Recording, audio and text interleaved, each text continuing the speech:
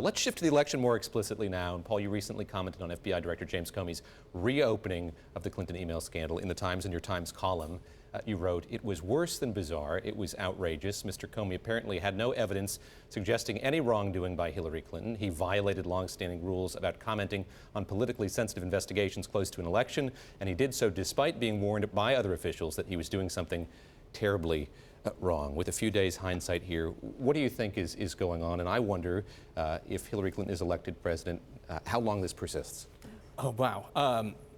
So nobody really knows what's going on. It's actually awesome how Comey has gone dead silent ever since. No attempts to justify, no nothing. The best guess is that he was bullied by Republican congressmen who were never satisfied because he didn't bring charge. It was incredible. It was something that all norms are breaking down, and we're seeing now the FBI seems to be full of people who just don't understand their responsibilities.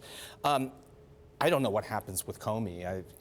Somebody said if he visits the White House after Clinton is elected, any water glasses will turn into icicles instantly. But what's going to happen clearly is if she is elected, Republicans will, they'll begin impeachment proceedings probably before she even enters office. But why are you so sure that it was due to Republican bullying? This laptop wasn't it sort of in play for a while? Wasn't there some indication there was something in the background? No, but you knew nothing. They have no idea what's on the laptop. And you don't, there are all kinds of things that we are pretty reliably informed that the FBI has an investigation into Trump's aides' connections with Russia. They decided we aren't going to bring that up because we're too close to an election. Now we have something which has nothing. There was nothing except there is a laptop which has some emails which may or may not be new information.